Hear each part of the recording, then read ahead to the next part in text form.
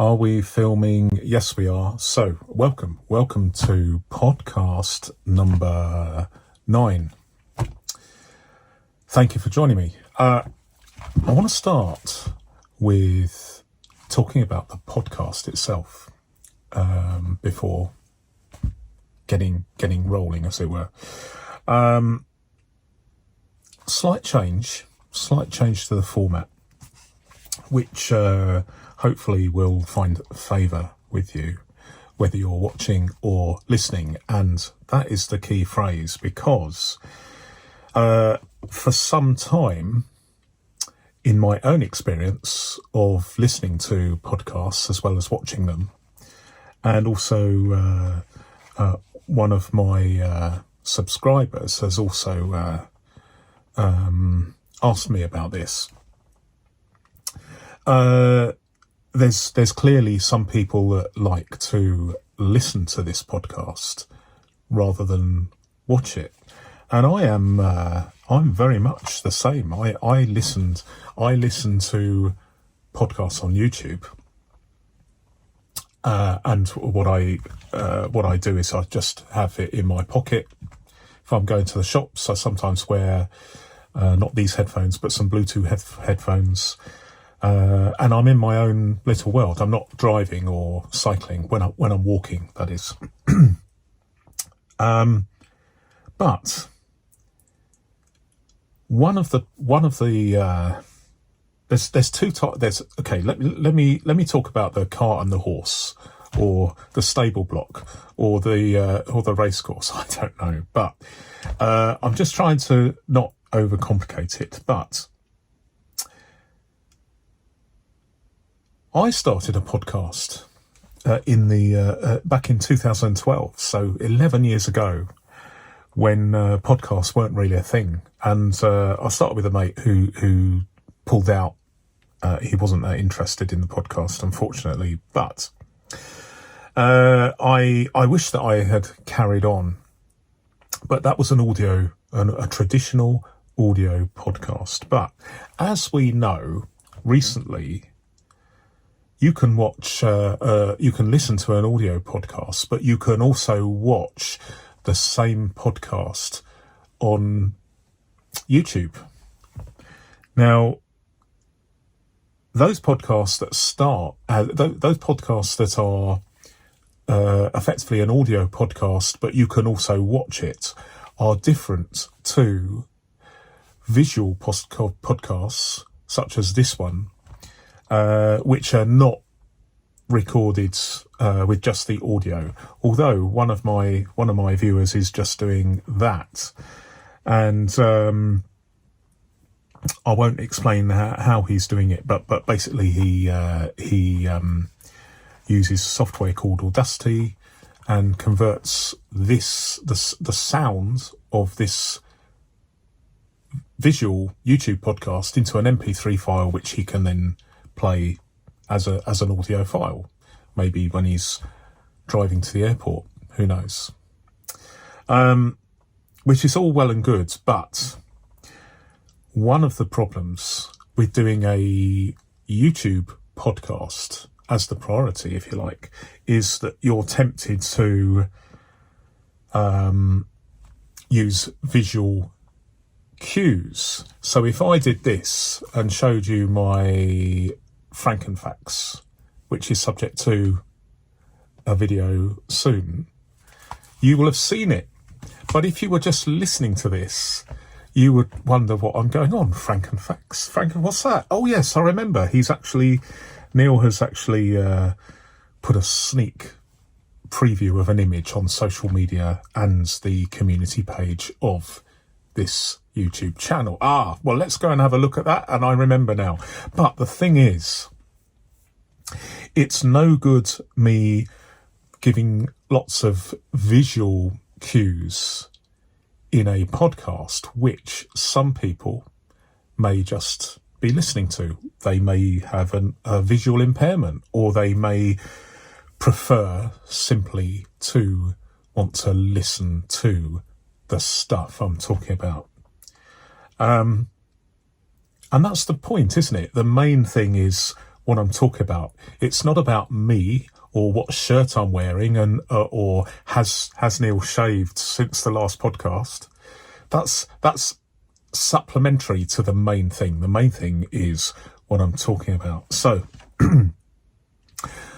that's a lot of preamble, but the main point is that as a result of a couple of discussions I've had and my own experiences of listening to YouTube videos rather than watching them, I have decided to the best of my ability, try and avoid frustrating listeners by introducing video cues. I mean, we've all seen inexperienced interviewees on TV talking about something, on the radio, and then showing something to the interviewer, and then the interviewer has to quickly say, "Oh, and by the way, the guest is holding this up or showing us this. We'll leave a picture in the notes, the show notes, so that you can see what the interviewee is showing." So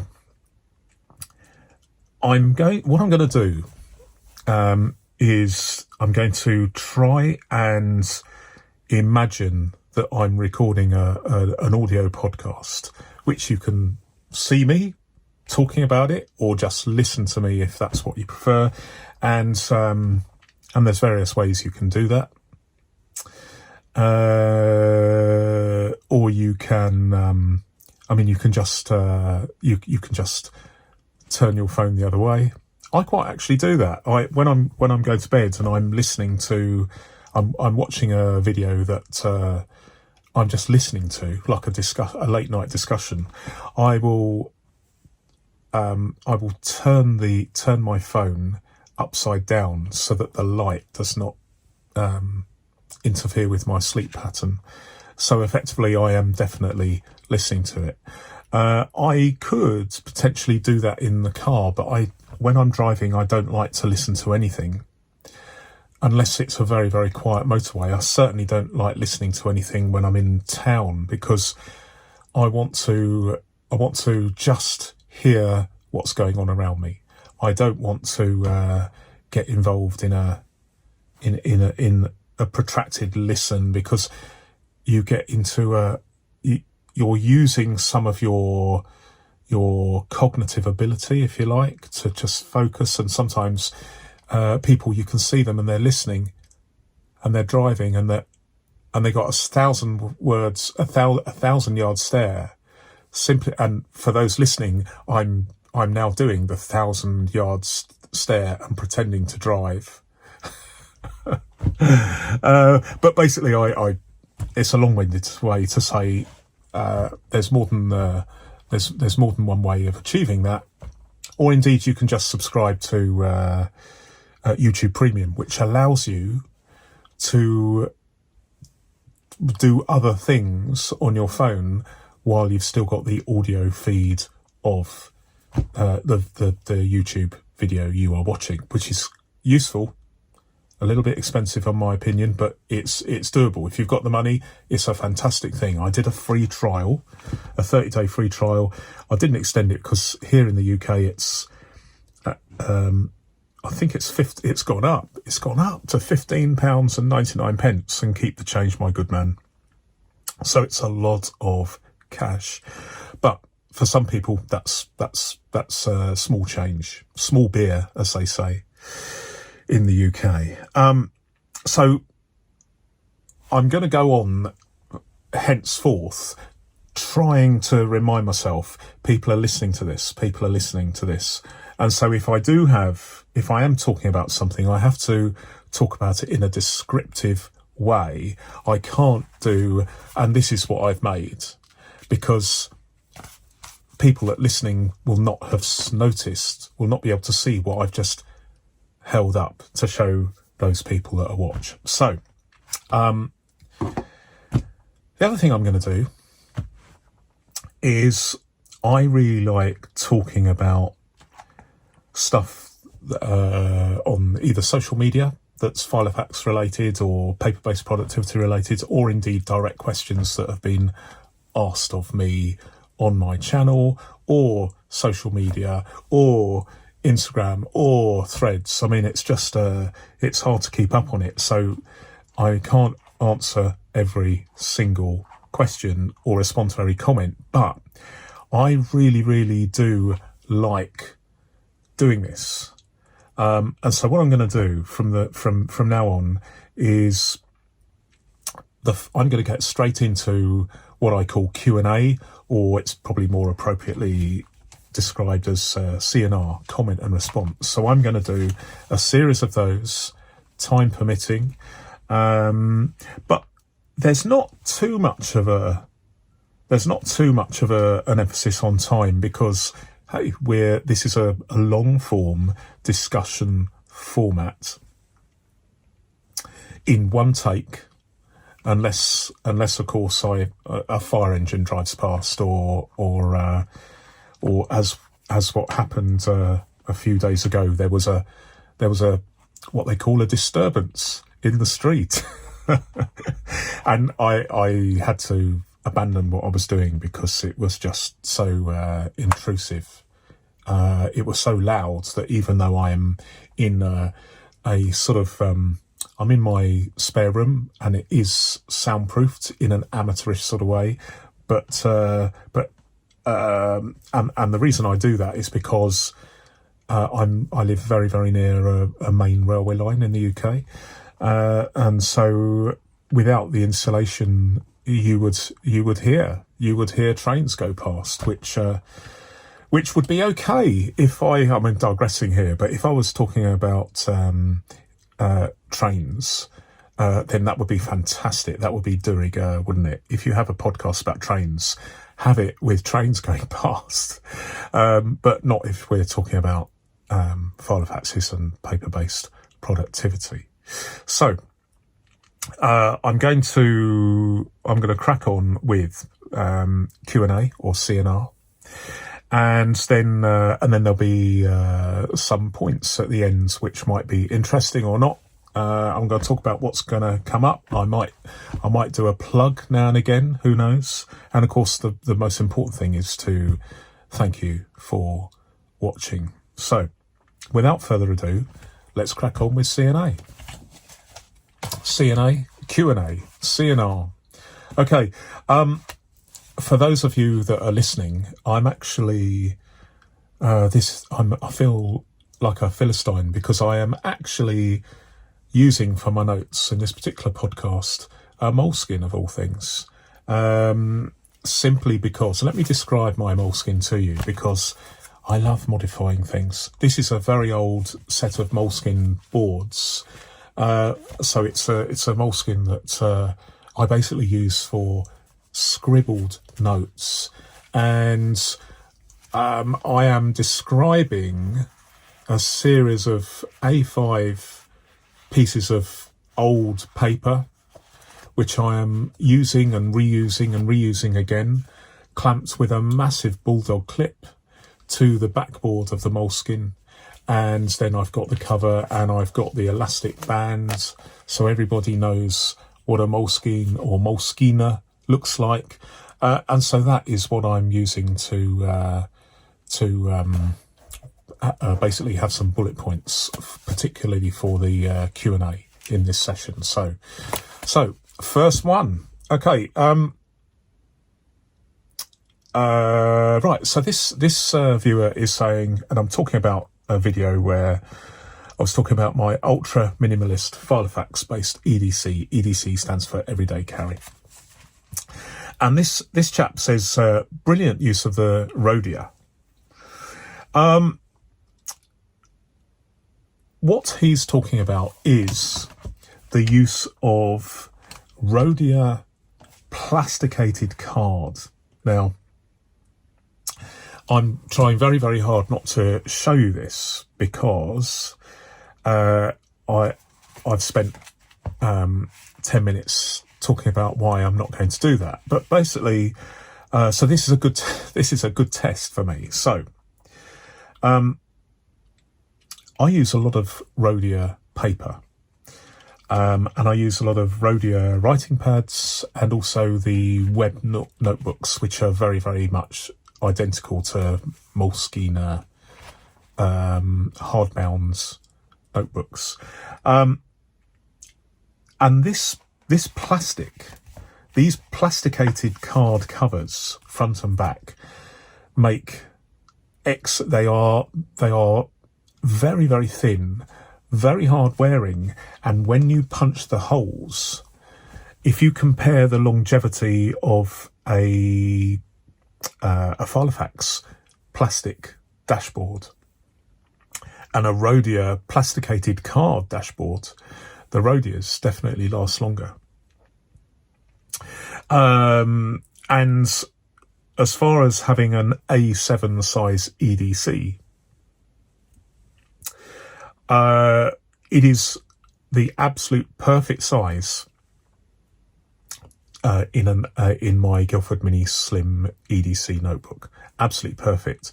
Just cut them in half, and suddenly you have two dashboards, and then you punch the holes. And have I got my hole punch here? No, I need to find that actually, because I'm going to need that this weekend. So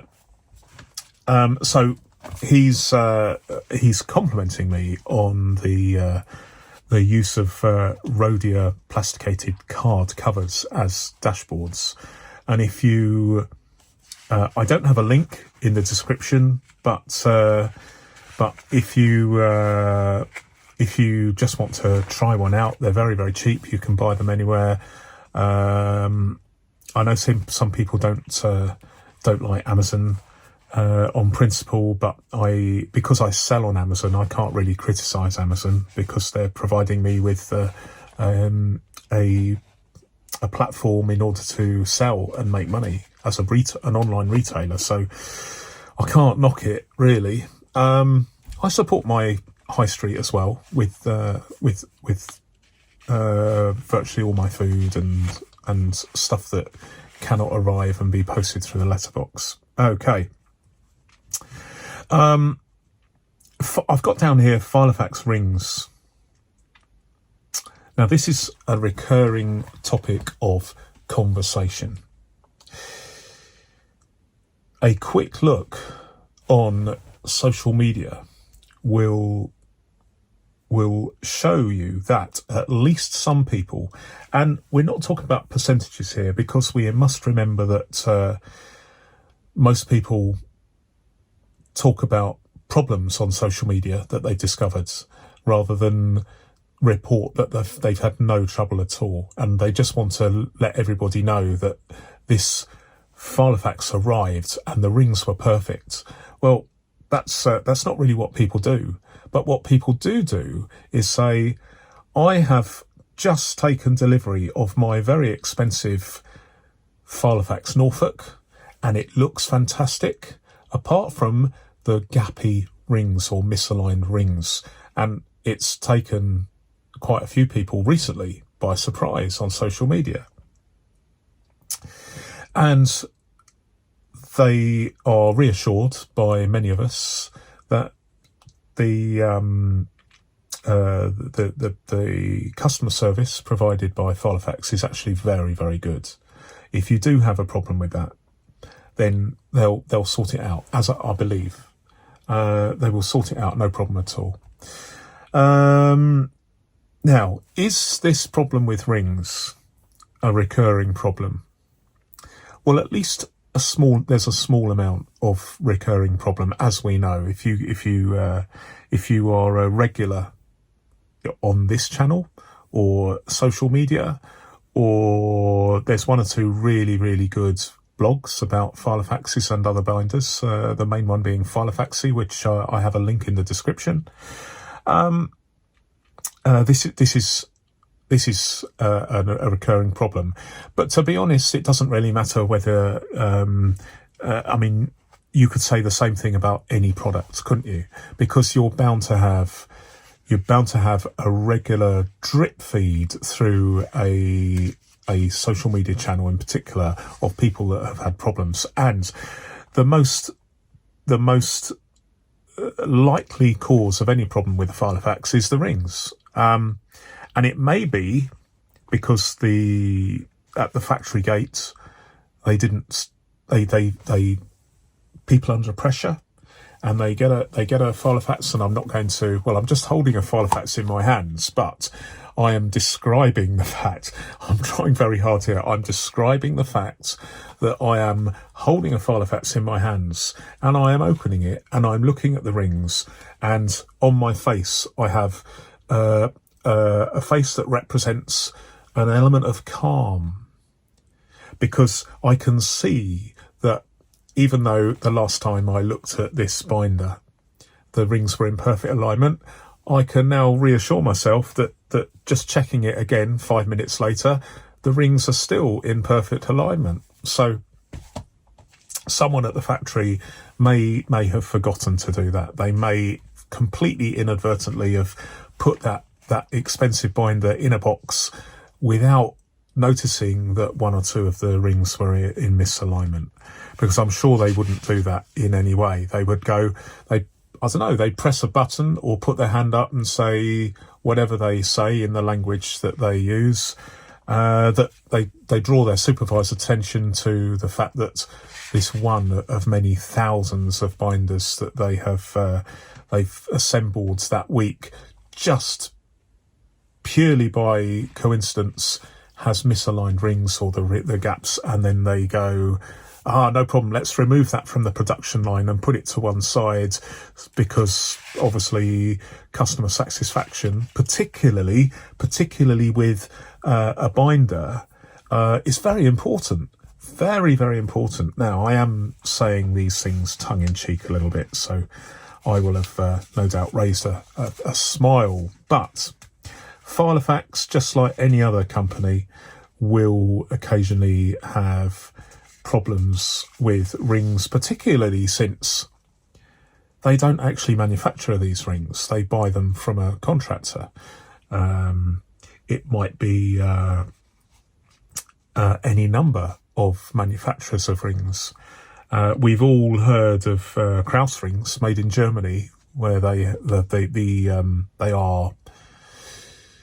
the Rolls Royce of rings for ring mechanisms. But there's obviously other companies too that offer like a budget alternative, which sometimes is not quite as good, but most of the time it's perfectly adequate. I must admit, it is, and this is a personal view. I own 100 filofaxes or thereabouts, and I buy and sell them quite a bit, although I'm not selling anything at the moment, but more on that later. Hold that thought. And I have come across some rings from some manufacturers that are so sensational in their engineering quality and the tactile pleasure of opening and shutting those rings, that it kind of has made me a bit of a ring snob. I admit it. I would have to go to Ring Snobs Anonymous, and I'd have to sit there and say, I admit it, I'm a ring mechanism snob. Once you've experienced the sheer tactile pleasure of opening and shutting and using on a regular basis certain rings, it's difficult to feel the same about certain other rings, typically more budget rings. So that has tinged my affection for some brands to a certain extent, and the only thing that keeps me from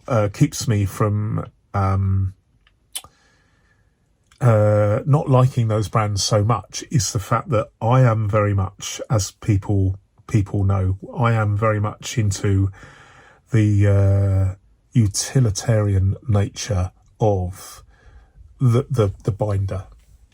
Its form and function rather than what it looks like. Although, having said that, there are certain colours I do like. So there is a like a subjective thing that affects me. I quite like blacks, browns, tan.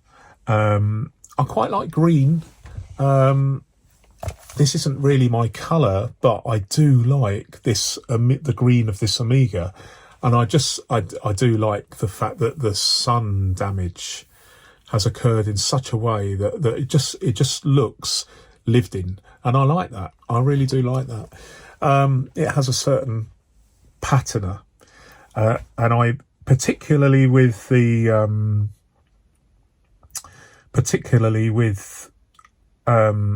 certain leathers, I do go a bundle on those. So I am a binder snob as well as a ring snob. But you know, that's just me, and I'm just admitting it. I am a ring snob. But what would my advice be if you buy a filofax? I would say, if you haven't had a filofax before and you're going to go for a filofax, I'd recommend getting it directly from Filofax. I actually bought a Malden, and I've mentioned this before, but I actually bought a Malden from Amazon a couple of years ago at Christmas, and it was cheap. And when I got it, it was very plasticky. It smelt of plastic, and it clearly wasn't a genuine Filofax. And that's not Filofax's fault. I mean, flattery is the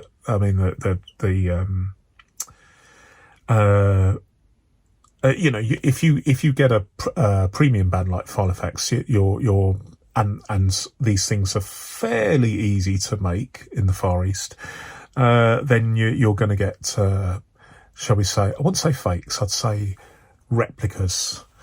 And I'm for those that are listening, I'm using the inverted comma sign to emphasise my point. Replicas. And I sent mine back. Now, what is the hidden advantage of buying direct from Filofax themselves? Well, I would say their customer service is second to none. Absolutely excellent. If you have a problem with the rings, as you will do from time to time, and we are talking about rings here, just send it back. No problem at all. Give them a call, and let them organise a replacement for you. I've never had any trouble with Filofax from a customer service point of view. Once or twice I've asked them difficult questions and I haven't got a reply, like and I'm not showing it, but I'm looking wistfully at my Guildford Mini Extra. Well, I'll show you. Here it is. There we go. For those that are watching, but I have emailed them some time ago and say, look, this is a fantastic form factor.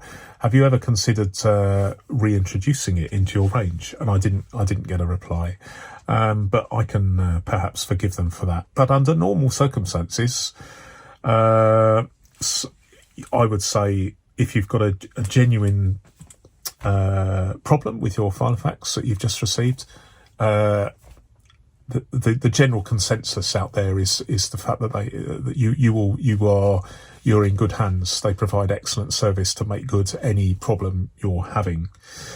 Okay, next question. Someone asks, do I own any current models? And the answer is, I don't have any new Filofaxes, but I do have, I believe, where is it? I do have a Finsbury somewhere, which is my model is very old, but by virtue of the fact that it's been in the range for so long now, I just happen to have a model that is in the current range. But as a rule, I'm really into vintage Filofaxes and older Filofaxes.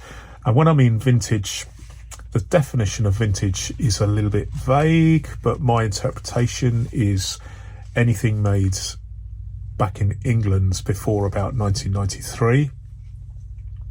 I'm not talking about the original model, in inverted commas, that is apparently assembled in England. I'm talking about those that are genuinely vintage from 1929 or 1921 all the way up to around about 1993. I have a lot of those models, and I have a few that were made abroad that I own and I'm a big fan of. One of them is the Guildford range. Another is the Lyndhurst, and another is the Kensington. I have quite a few Kensingtons. Superb, absolutely superb quality. Really, really good. If you ever get a chance to buy a Kensington, I thoroughly recommend them. I don't recommend Guildford models, because you will, unless you are into the form factor, which is the reason why I like them. If you're interested in the how they look, then they're not for you, because the interior leather tends to crack really, really fast. So, but I see it as a thing I can cope with. So the answer is not really. I haven't got any modern ones. And so that's generally why I don't really talk about them, because I like to talk with some authority. I don't review filofaxes I don't own. I probably will get round to reviewing some. That was the original intention of buying a brand new Malden so that would do it, but I just didn't feel justified in reviewing a Malden that appeared to be a fake one, because then that's doing a disservice to the Filofax brand. It wouldn't be fair on them. If I'm going to review a binder, then it has to be a genuine one. So I have not performed any reviews of current binders, and I do not own any. I'm sure they're excellent. I quite like the idea actually of getting a Norfolk because of those rings. I'm curious as to just how much stuff you can fit into a binder with 35mm rings.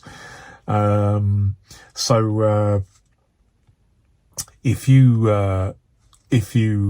you know how many pages of a given weight of paper, say 80 GSM paper, and you know just how much you can fit in there without the rings becoming almost at the point where they can't close. That'd be interesting to know. It's obviously going to be quite a lot, but I would love to know just for the purpose of wanting to know, really. Okay, people are asking about how old their recent acquisition is. So you get a Filofax, and I'm resisting temptation to hold a Filofax up, but imagine I'm talking about a Filofax at random. And quite a lot of the time people ask me how old it is, and sometimes I do the research and I find out for them, because I'm not an expert. I am just I'm just good at finding things out, but I'm not an expert. But there are experts among us, and so I would say to anyone that's interested in finding out how old their Filofax is, I would suggest three things. One is go to the Filofaxy website, because there are a range of catalogues there. There's a catalogue page. So you can look at past catalogues and see whether that will give you an indication as to how old your binder is. I'll leave a link in the description below. There's also the Philo Wiki, which is very, very good. And Robert, I forget his surname, who's compiled this, He clearly knows more than me. And that is an excellent resource. And then thirdly, you can ask me, and I will see if I can have a look for you if I have the time. Or you can put pop your filofax on the any one of the filofax social media platforms or sites. And because this is a fairly close-knit community, people generally are really, really helpful with providing information about your particular model. And it's fun. And these things can last a long time, particularly the vintage ones. 30, 40, 50, 60 years and still functioning perfectly as they should. And as originally, certainly, they were designed to do. So it is nice. There are some quality control codes. You get 3 letters sometimes hidden in a filofax, typically on the inside of the leather strap. But there are some filofaxes, particularly the zipped ones, where the 3-figure code is somewhere else. But whatever you are told about the quality control code, ostensibly, at least initially from 1993 onwards, it was the general consensus was that the first letter denoted the year from 1993. So A 1993, B 1994, C 1995, etc. But obviously, as you can imagine, it's a bit like car registration plates in the UK. You get to the point where you've used up all your letters, and so there has to be another system. The general consensus is that filofax do not like people chatting about this, so they may have jumbled them up. But certainly it is an interesting topic, and there is help available for you to discover roughly when your filofax was made. Okay. Next question. Can you get hold of a plotter binder in the UK? Now, this is close to my heart. I can't show you a photograph because this is a listener-friendly podcast, as discussed. But let me tell you a little about plotter. Imagine the 3 sizes of filofax. The 3 smallest ones. You've got the mini size, you've got the pocket size, and you've got the personal size. These correspond almost exactly to the size, and the rings are compatible with Plotter. Plotter are a Japanese company that started a few years ago, and they use exotic leathers to a minimal design, so no pockets, just one piece of leather. And the leather quality is, I quite often describe binders in glowing terms, and the phrase that perhaps I overuse is the word sensational. Because when I come across what I believe to be a sensational filofax, I really mean it. I really mean it, because it is such a nice thing to have. I'm not saying filofax is the greatest invention ever made, but from a point of view of the brand and the history and the practical use, if you come across a sensational, means different things to different people. I believe, for instance, that the actual design of the Guildford Mini Extra Slim, which is the smallest filofax ever made, I have plenty of videos talking about this. If you want to search the word Guildford in in my channel, and on my channel then you'll find a lot of videos about the Guildford. I think it's sensational in terms of the form factor, but the quality of the leather inside is terrible, absolutely terrible. So that may not be regarded in the same light by someone else as myself, but when it comes to leather on plotter binders, and I feel like a salesman here, but I'm not, and I'm not getting any commission. But hold that thought. The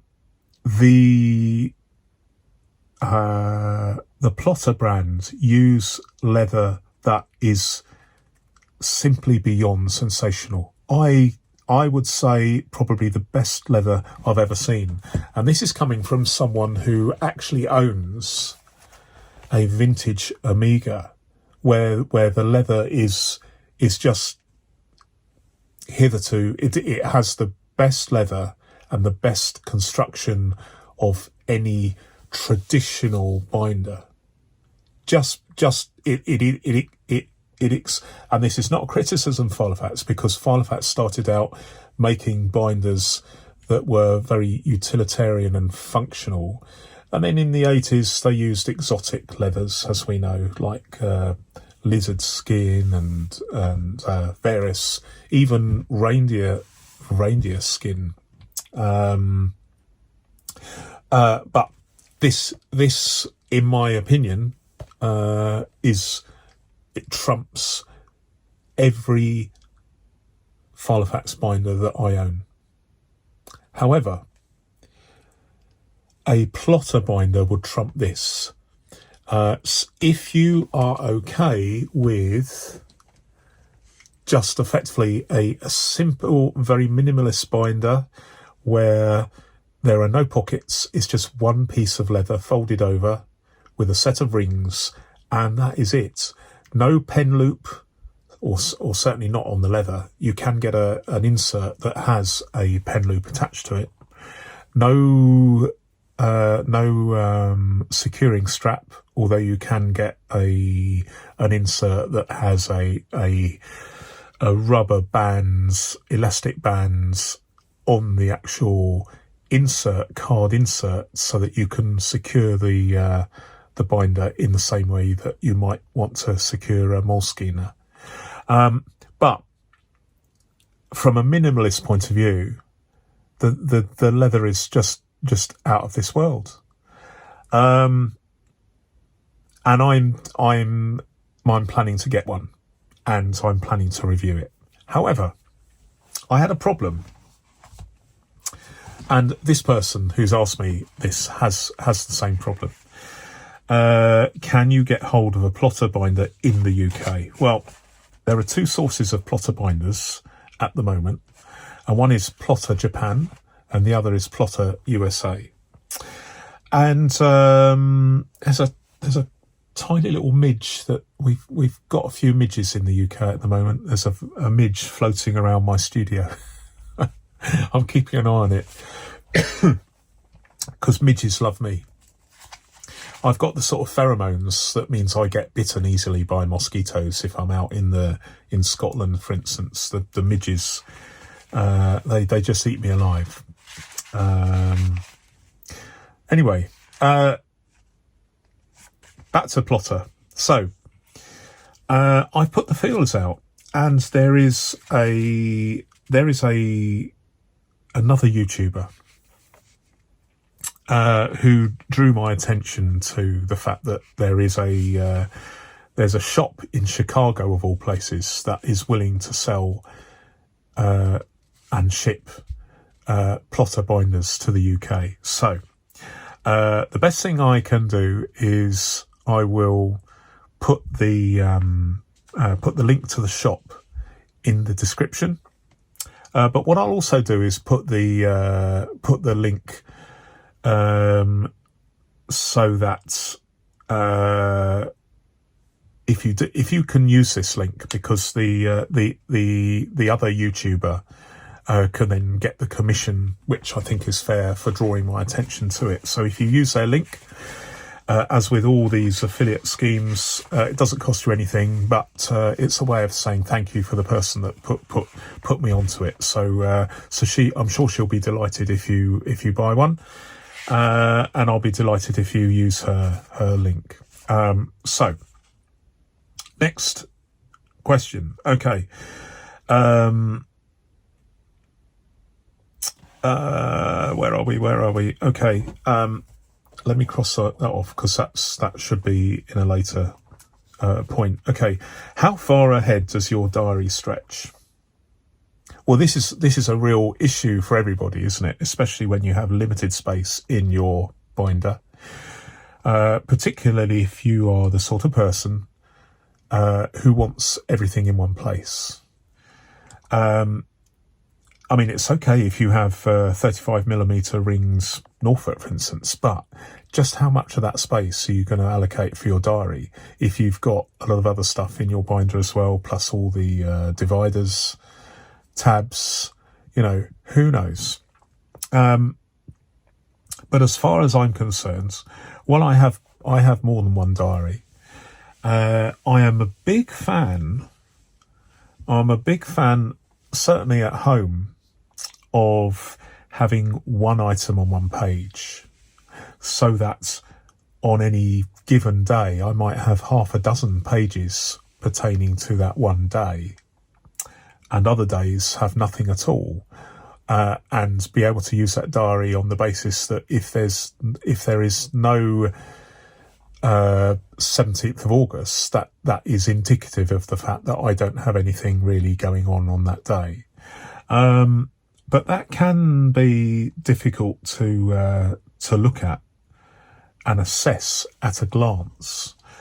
So I do use another system, which is going to be the focus of a specific video, where I have a whole 12 months in mini format, in mini size, A7 size, a whole 12 months using just 12 sheets of paper. I won't explain it here because it really needs the visual cues in a separate video, but the answer is it varies. It varies from an absolutely unlimited number, technically, because I am using more than one binder in personal size to store tasks that are dated. And although I can fit them all in one personal size binder with 23mm rings or 7/8 rings, because that binder is specifically a vintage one, it has the ability to be able to expand into one or more additional binders. And that's probably the most versatile. It's obviously something that is probably best used at home in an office rather than carrying an unlimited number of binders.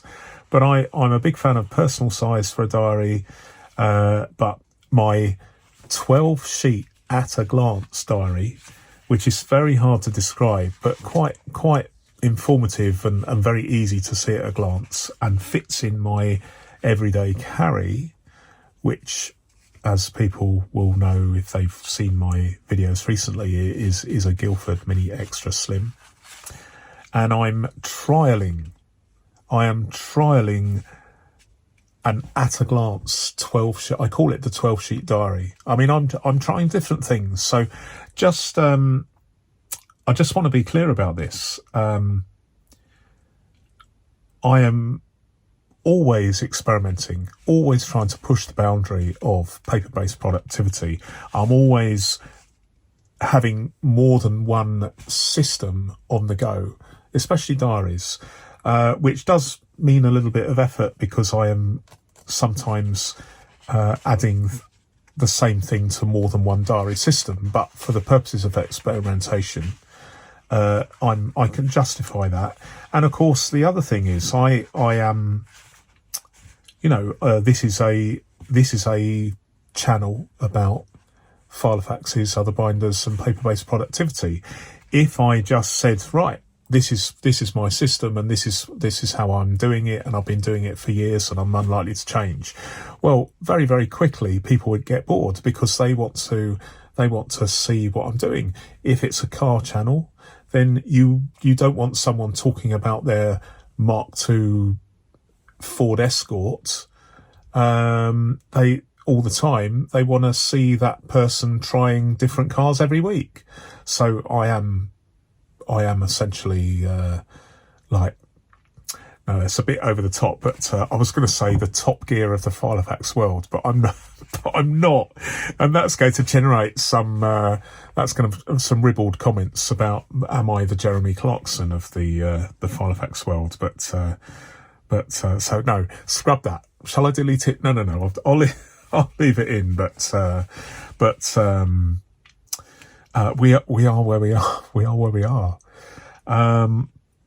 How are we doing for time? 50 minutes. Well, that's not too bad.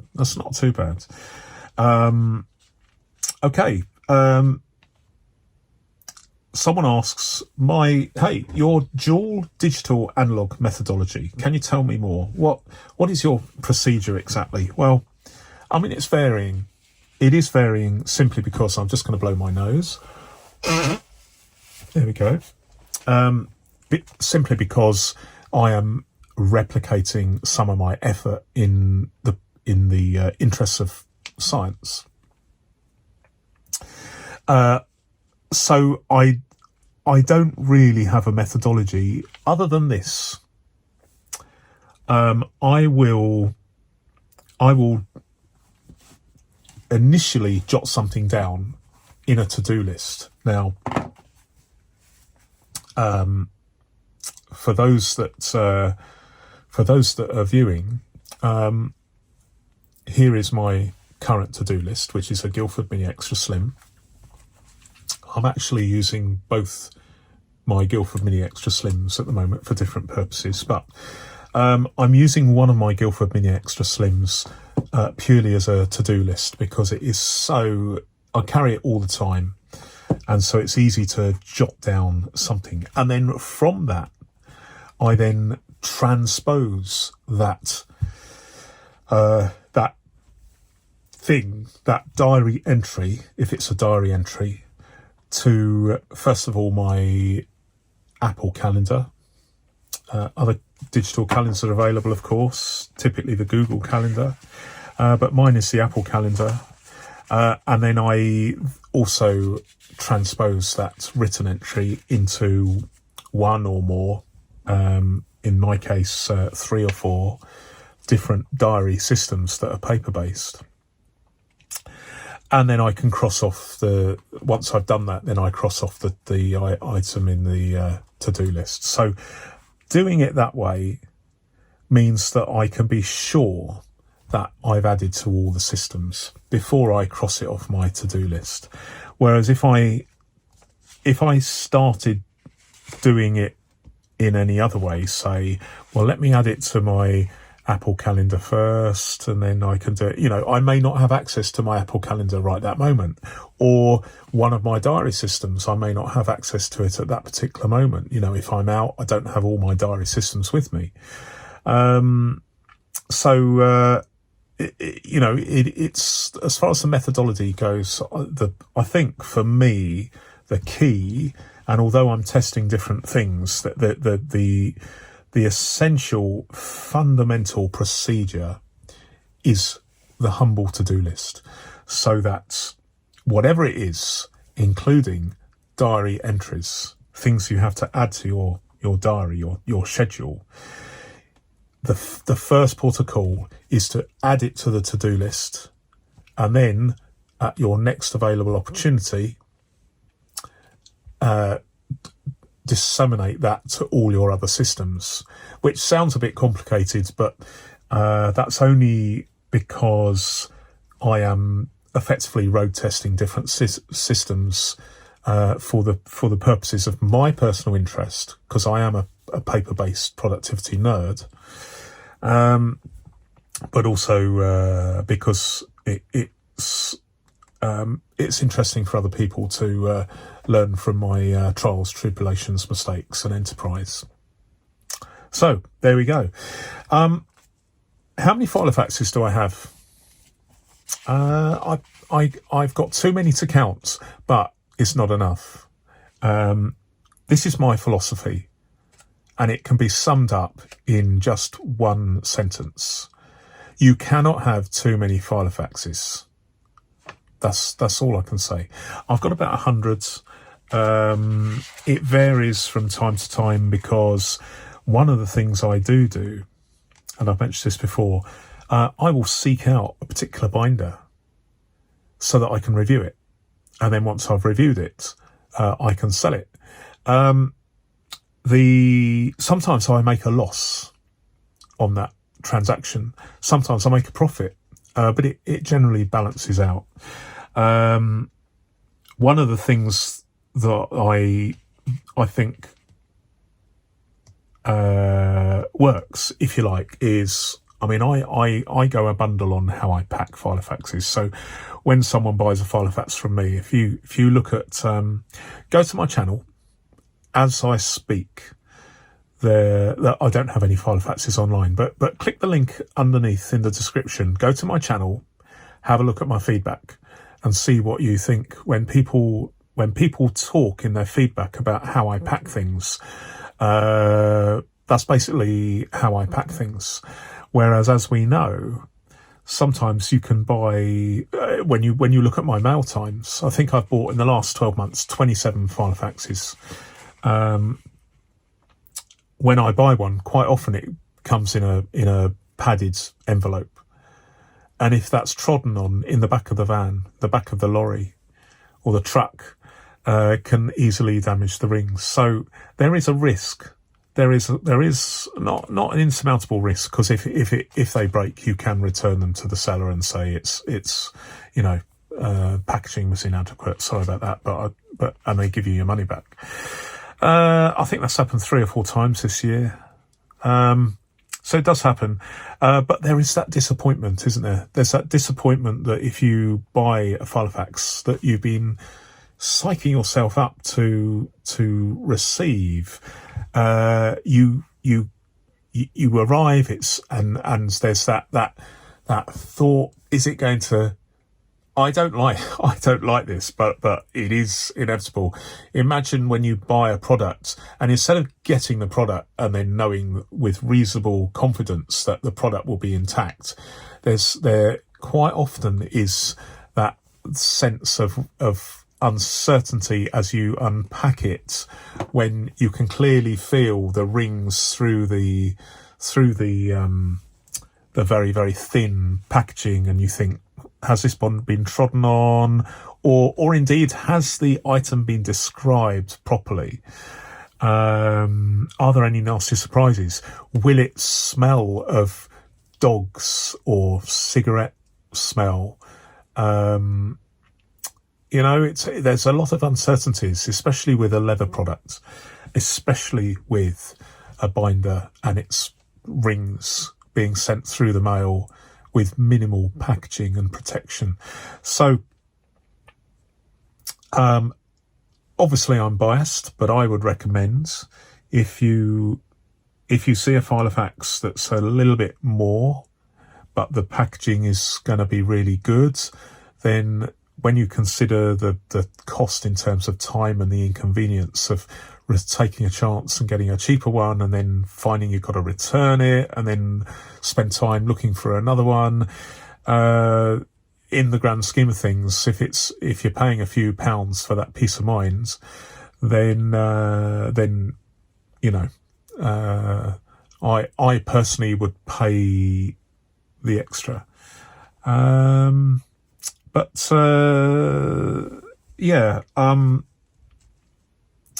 It's it is what it is. But I'm not selling any at the moment, but I will do soon. I just generally buy them to review and then sell them, and it's a bit like anything. It might be fishing rods or bicycles. I'm a big fan of bicycles, and I was a big fan of cars. I once had 7 cars. Can you believe that? Who needs 7 cars? I'm clearly not into cars now, but I had 7 at one time, and now I have 78 bicycles. I don't need 78 bicycles, but that is when you think of the cost of filofaxes, well, bicycles are in a totally, especially vintage bicycles. The costs are eye-watering, and they are becoming increasingly so. And antiques as well. It is as an ex antiques dealer who just still dabbles occasionally. I'm a retired antiques dealer.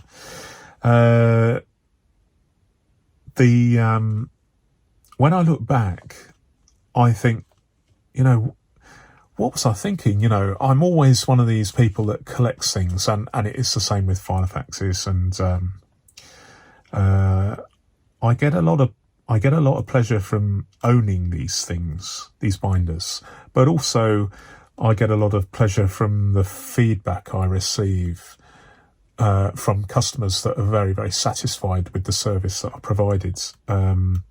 So if you're curious, have a look at my feedback. Having said that, now someone's going to leave some really bad feedback. I don't know, but the last time I looked, the feedback was really good. I've sold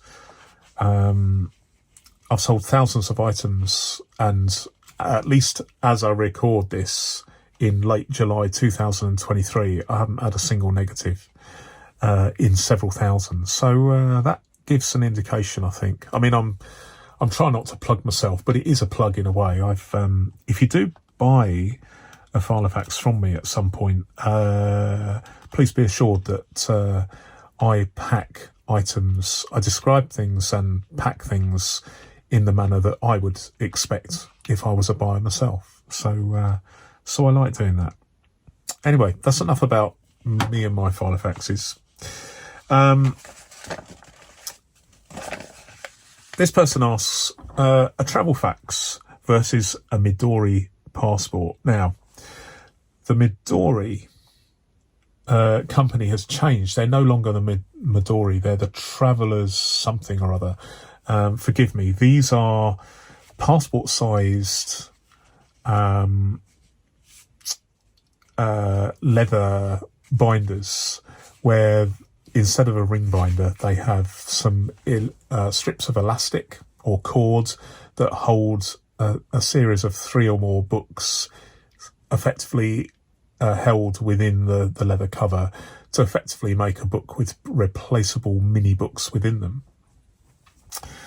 And I recently talked about my travel fax, which is a dedicated filofax 4-hole, very, very slim, similar in size to the current pocket size filofaxes, but enabling you with the 4 rings to have compatibility with personal size rings of the modern era. And this person is asking me which I prefer. Well, I prefer the travel fax simply because of the fundamental advantage of having repositional pages using rings. Doesn't necessarily have to be rings. I mean, it could be discs. There's several companies offering a disc-based repositional page system, but I have used the ARC notebook extensively, but that kind of isn't so popular now. Now that's certainly in the UK, now that Staples are no longer a bricks and mortar store. They used to sell a lot. So I am a big fan of my travel fax simply because, as explained in the video, it's slimline, it keeps everything in one place, tickets and notes and train connections, etc., contact numbers, insurance details, the lot. So you could even slip in your passport in there if you had an elasticated band, and I do have an elasticated band on mine. So it's a recent addition to my collection of filofaxes, and I have to be careful here, but when I go travelling, I sometimes carry 3, 4, 5, 6 filofaxes for various purposes. But the travel fax works well. So have a look at that if you're interested in finding out what I'm doing with my travel fax. Okay. So any other business? Well, there is. First of all, just as a quick reminder, this new way of recording my podcast as a listener friendly podcast. I've managed to more or less get through this by describing and talking about what I'm doing rather than holding things up like a product showcase.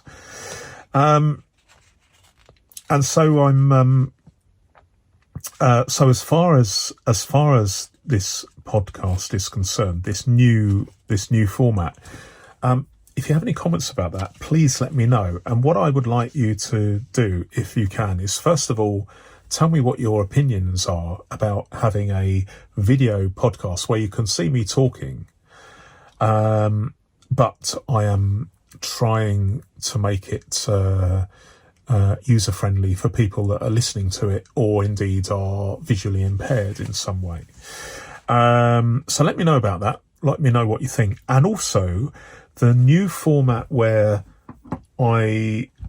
instead of having lots of stuff to talk about, lots of preamble at the beginning, I basically, I know I didn't this time because I was explaining about the new podcast format, but in future, what I'm planning to do is getting straight into questions and answers, comments and responses, because that is the meat on the bone.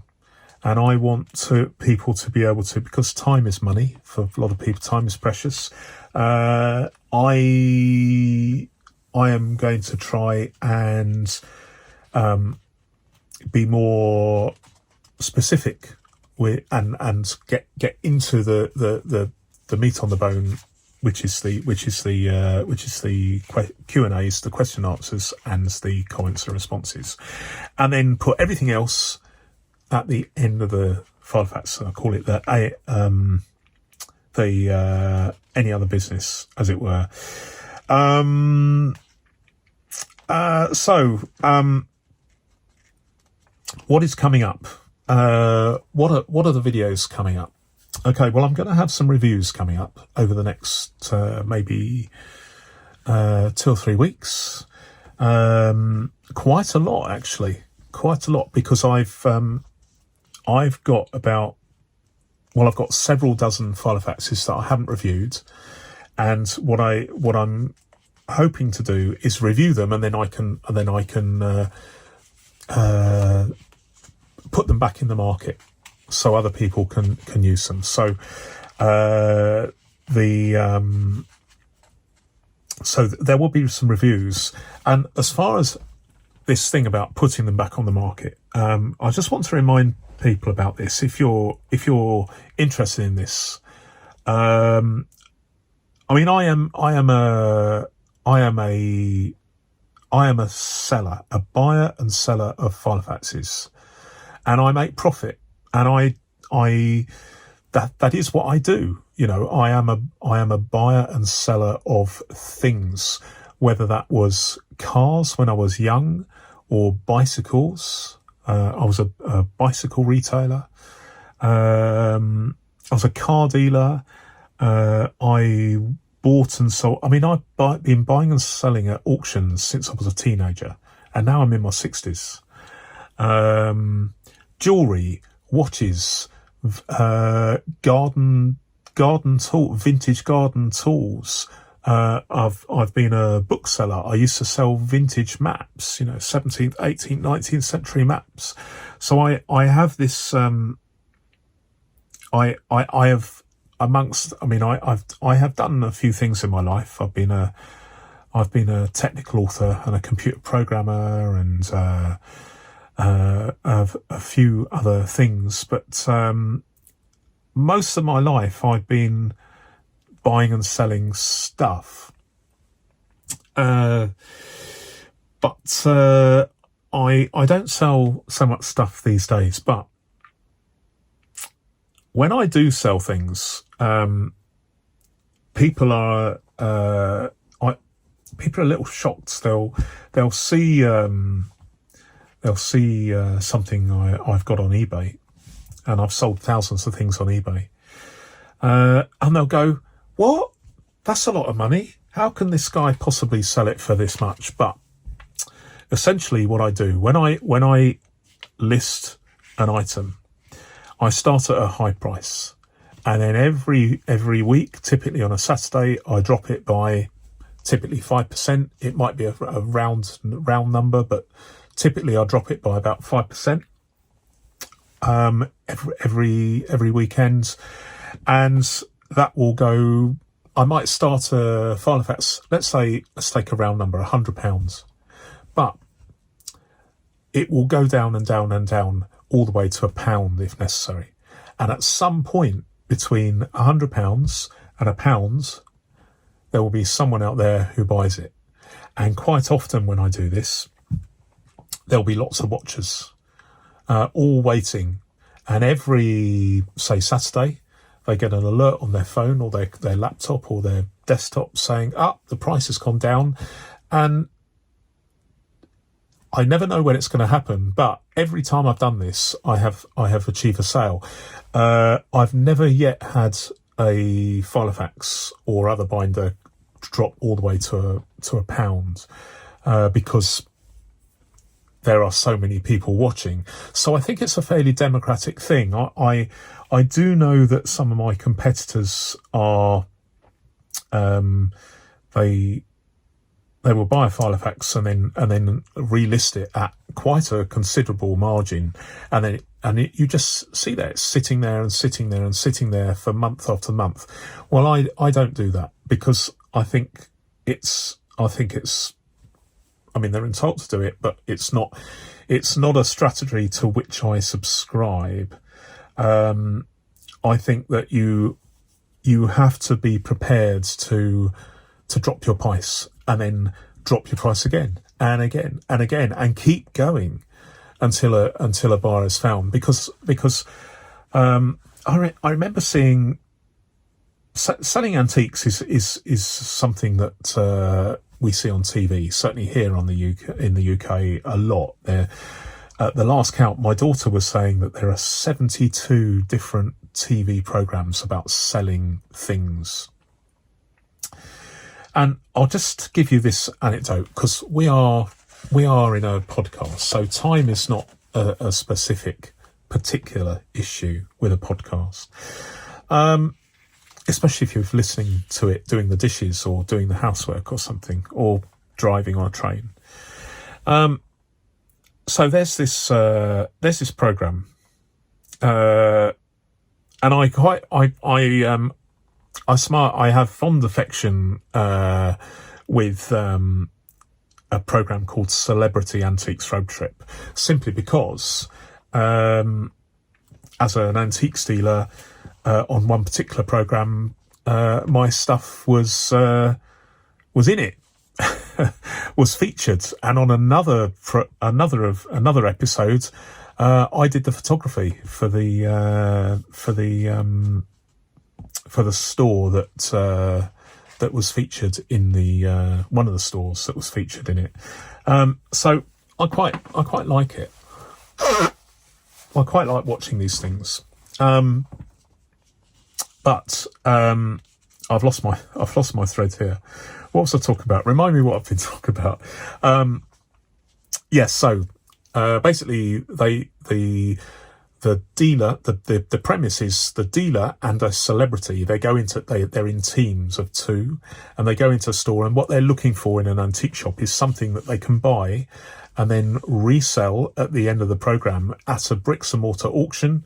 And then whichever team makes the most profit wins. So that's a very interesting thing. Easygoing TV. And so they go into this antique shop, and I believe it was Norfolk, which is an eastern county of the UK. about 100 miles from London. And they're interested in these 4 chairs. And so they're haggling. Haggling in the UK means bartering, trying to argue and barter for the best price. And they come to an impasse. And so the dealer, who is the buyer, the prospective buyer, says, and he knew this guy, he said, "Hello, Fred." I can't remember what his name was. So he said, "Well, just how, so you want to sell these, surely. But I'm curious, how long have you had them?" Because the dealer in the shop was holding out for a high price. And so he says, "Well, let me have a look in I can't do a Norfolk accent, but he says, let me have a look in the ledger." So he looks in the ledger, and he's had them since 1980. Now, this was shot in the year 2018, I believe, so 5 years ago.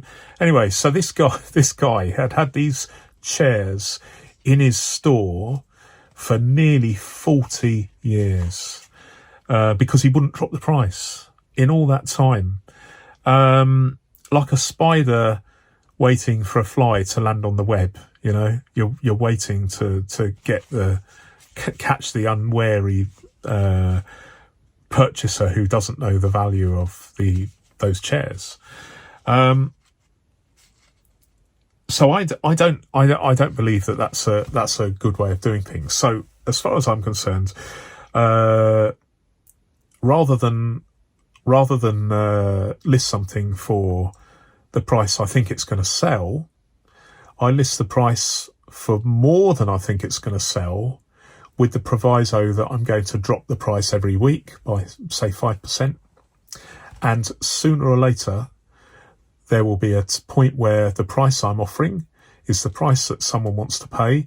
And unlike a typical English auction where the prices, people are outbidding each other, it just takes one of those people that are watching to think, "Do you know what? I think that's fair enough. And if I leave it any longer, someone else is going to grab it." So there's a little bit of uncertainty for me as the buyer, because I could end up selling at a huge loss if no one's interested at all and the price goes down to theoretically £1. It could. And would I do that if it doesn't sell? Absolutely. Absolutely. As my word is my bond, as antique dealers say, my word is my bond, mate. I would do that. Okay, because if I didn't, then word would soon get round that I don't do that. But a price is reached that is affordable and justifiable and fair for the buyer, and I, as the seller, just go along with, effectively, I am saying to buyers, jump in when the price is right for you. Okay, and I give them plenty of photographs, and I do the best I can, and I even subsidise the postage because I like to ship things out with the highest priority mail we have in the UK, which is Royal Mail Special Delivery. I like doing that, and it costs me a lot of money to do that, but I just charge. I'm currently charging. It's not free. I'm currently charging a small. I'm asking the buyer for a contribution towards this special delivery service. Why am I doing it? It's because here in the UK, couriers are rubbish. There's always a risk that it'll be left on your doorstep. They'll just ring the bell and just leave, as happens a lot in America, as we know. But it's starting to happen here. Or they'll chuck it over the fence, or they'll leave it in a bin.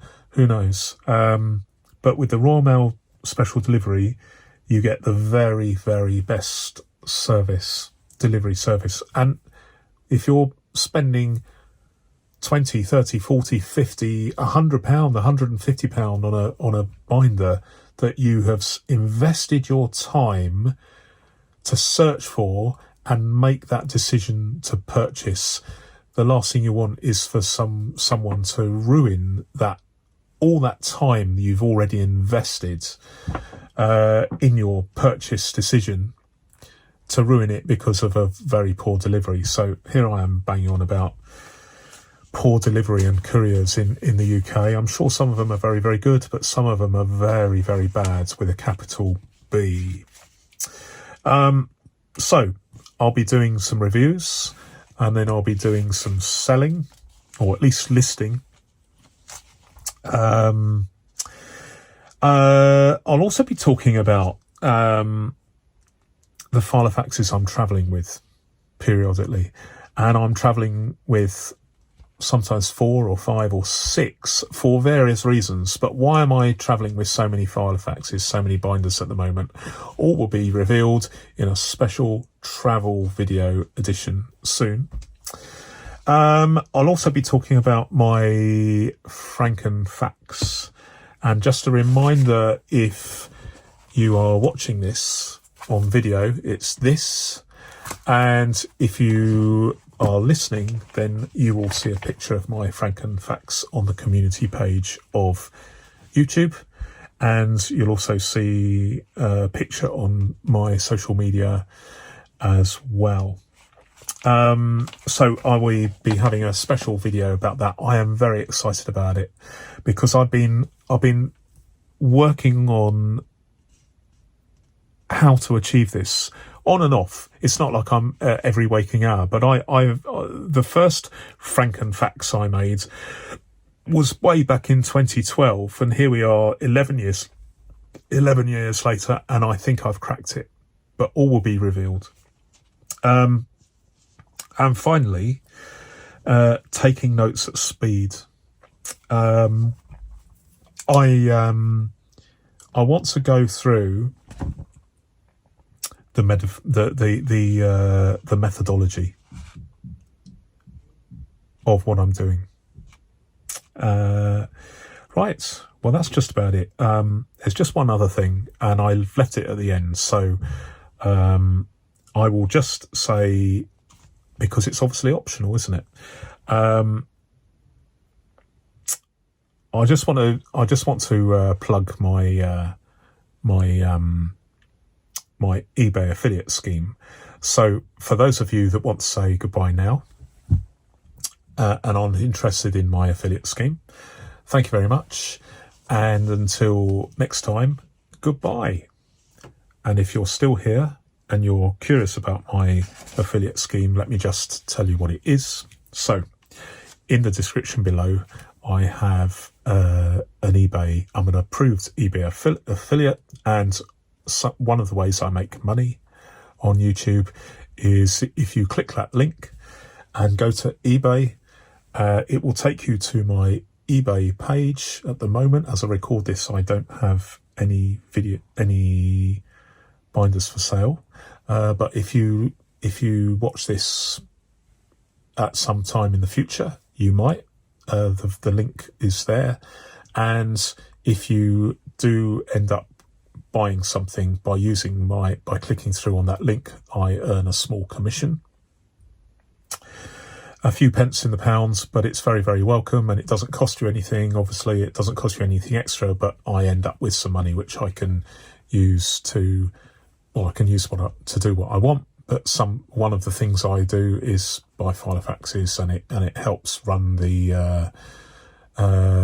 it runs this mini studio, if you like. Interestingly, and this is part of the plug, for those that are still hanging on, and that is, if you click my link and then end up buying something else, like a washing machine or a bicycle or something from someone else, I get the commission from those purchases as well. So that actually does happen, and there's a couple of people that appear, although I'm not privy to, I would never know who they are, but it does appear that there are a couple of people that are doing this regularly. They seem to be, I can't be sure, but it looks like they're making the habit of, if they go to eBay to buy something, they use my link to get there, so that I can earn the commission on anything they buy in the normal course of their purchases, which I'm very, very grateful. And if that is you, then thank you very much. So now this really is goodbye, and take care, and I'll see you on the next podcast. Bye for now.